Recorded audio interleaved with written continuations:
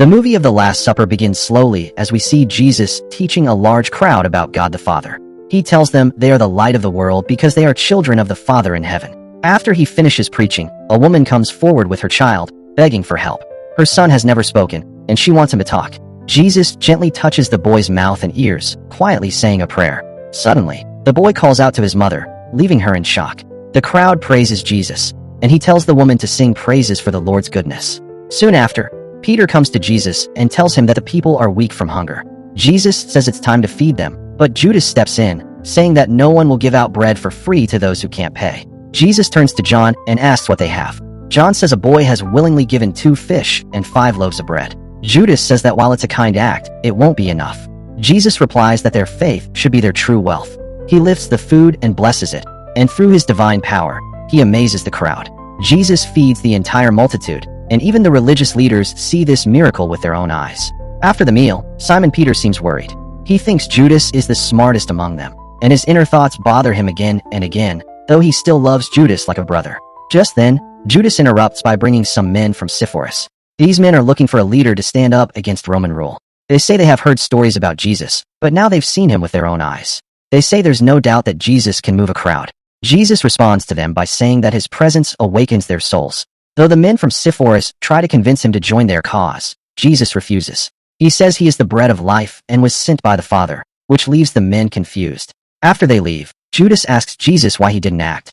Jesus answers that his kingdom is not of this world, which leaves Judas speechless. He then runs off to follow the men. 1 year later, we see Caiaphas washing his hands, asking the Lord to give him wisdom to uphold the law. As he does this, he hears the crowd shouting, "Hosanna to the King Jesus!"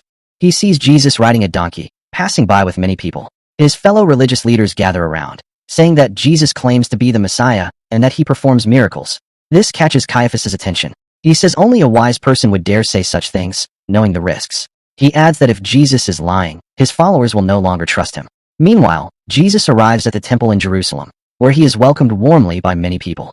But he sees that the Lord's house has become a place of theft instead of prayer. Peter notices that the authorities are nearby and tells Jesus, but Jesus is disturbed by what he sees. He begins turning over the tables of the money changers, confusing the crowd. When Judas sees Caiaphas and his servant Malchus approaching, he runs away. Caiaphas warns his group that the crowd's support is temporary and that they must act soon. This bold act of Jesus strengthens the religious leaders' decision to stop him. Caiaphas says they will strike when Passover comes. He adds that they need someone who knows Jesus' movements. Malchus says he knows the right person for the job.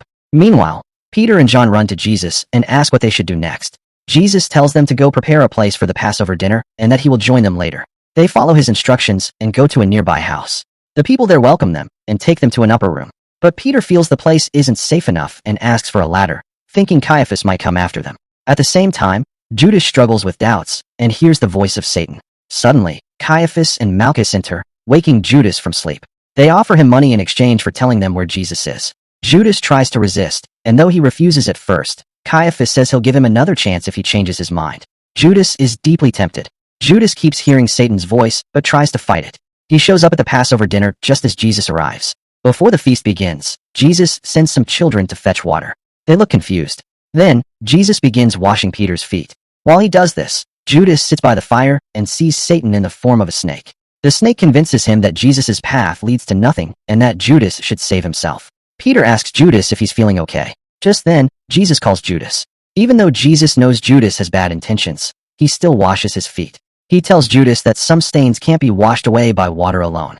Jesus explains his actions, saying they show love and that they should love one another the same way. As they eat, Jesus has a vision of how he will be crucified and crowned with thorns.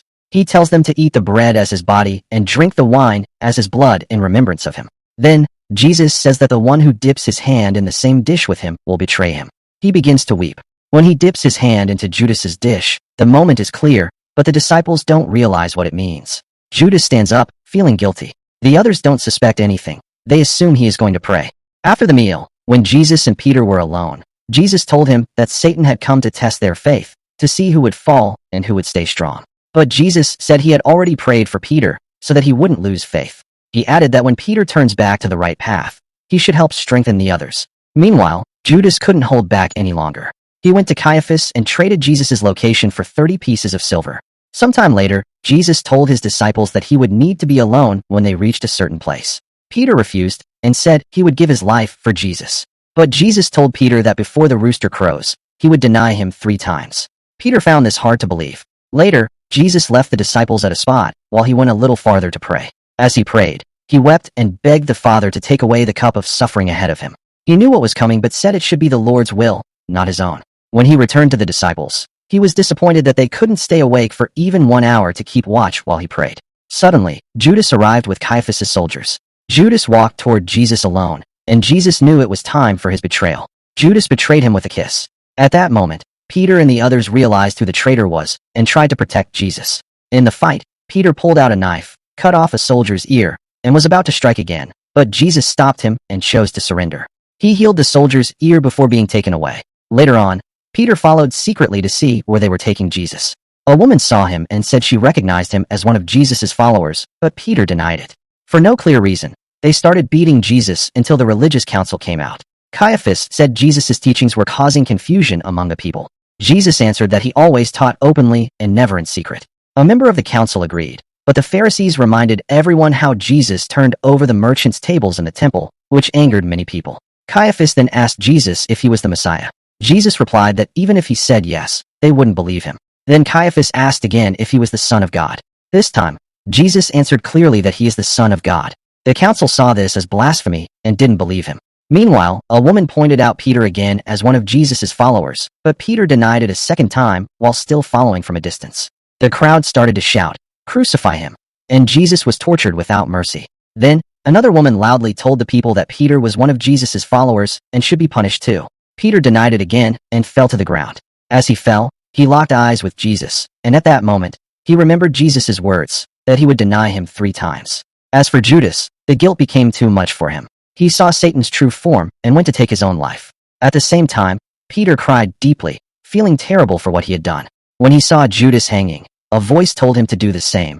But Peter remembered Jesus' words again and resisted the temptation. In the morning, Peter ran to find the other disciples. He found them silent and cold. John told him Jesus had been crucified and had died. Later that morning, the Pharisees came to Caiaphas and reported that Jesus' body had suddenly disappeared. Around that same time, Mary the mother of Jesus, Mary Magdalene, and Salome ran to Jesus' tomb to see for themselves. Meanwhile, the disciples were out fishing, but they caught nothing. Suddenly, they heard a voice telling them to cast their net on the right side of the boat. Right then, Peter recognized the voice. Filled with joy, he ran to Jesus and asked for forgiveness. Jesus prepared a meal by the shore and made Peter a fisher of men, sending him to preach the word of God to the people. I hope you enjoyed the movie. Don't forget to like and subscribe for more content on this channel. Stay tuned.